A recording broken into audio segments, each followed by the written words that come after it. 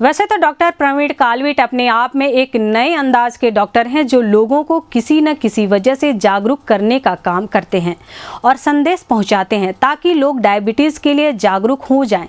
यही कारण है कि डॉक्टर कालविट विदेश जाकर कुछ न कुछ नई खोज करते हैं। आपको बता दें, मधुमेह के लिए नए नए तरीके से इलाज किया जा रहा है। इसके लिए एक नई तकनीकी खोज की गई है। अमेरिका के कैलिफोर्निया प्रवास पर गए डॉक्टर प्रवीण कालविट ने बताया कि विश्व मधुमेह दिवस पर लोगों को जागरूक किया जाता है और ज़्यादा से ज़्यादा लोगों को बताया जाता है कि मधुमेह, जिसे हम अंग्रेजी में डायबिटीज़ कहते हैं, उससे कैसे और किस तरह से बचा जा सकता है। डॉक्टर कालविट ने बताया कि इंसानों में मधुमेह का नियंत्रण भी होना जरूरी है।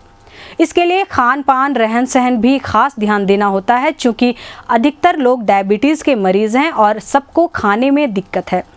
इसी वजह से नई दवाइयों का भी जन्म हुआ है जो डायबिटीज़ के मरीजों को उपलब्ध होगा। डॉक्टर कालविट ने यह भी कहा है कि मुझे वहाँ बहुत कुछ सीखने को मिला है और नई नई जानकारियाँ भी हासिल हुई है, जिसका लाभ बिलासपुर के लोगों को मिलेगा। अब की बार 14 नवंबर जो विश्व मधुमेह दिवस मनाया जाता है, इस अवसर पर मैं अमेरिका में था।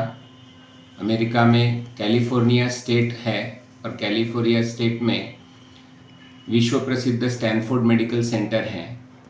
तो उस स्टैनफोर्ड मेडिकल सेंटर में मुझे विश्व मधुमेह दिवस के अवसर पर उपस्थित रहने का मौका मिला। वहाँ मैं अपने ट्रेनिंग प्रोग्राम के लिए गया था और कैलिफोर्निया स्थित डायबिटीज़ इंस्टीट्यूट में भी ट्रेनिंग प्रोग्राम था, उसमें भी मुझे जाने का मौका मिला।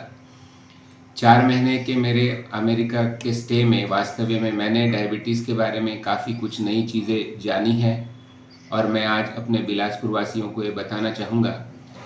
जहाँ तक नई नई दवाइयों का सवाल है, तो आप हम सब जानते हैं कि मधुमेह के इलाज के लिए आए दिन रिसर्च होता है और इंसुलिन जो सबसे प्रभावी और कारगर उपाय है डायबिटीज़ के ट्रीटमेंट का, वो इंसुलिन इंजेक्शन के माध्यम से हम देते हैं। मरीज की स्थिति देखते हुए इंसुलिन कभी 2 बार, कभी 3 बार, कभी 1 बार लगाने की आवश्यकता होती है और हम सब आशान्वित थे कि कुछ ऐसा इंसुलिन आ जाए जो कम से कम बार लगाना पड़े और ज़्यादा से ज़्यादा समय तक असरदार रहे। तो ये जो हमारी इच्छा थी वो अभी पूर्ण हो रही है, क्योंकि अभी वर्ष 2023 के अंत तक सप्ताह में 1 बार असरदार होने वाला इंसुलिन अब आ गया है। 1 बार 1 दिन सप्ताह में किसी निश्चित समय आपको 1 इंजेक्शन लगाने से आने वाले सप्ताह भर आपकी शुगर निश्चित रूप से कंट्रोल हो सकती है। ये इंसुलिन जल्दी ही स्वप्न नहीं बल्कि वास्तविकता होने वाली है।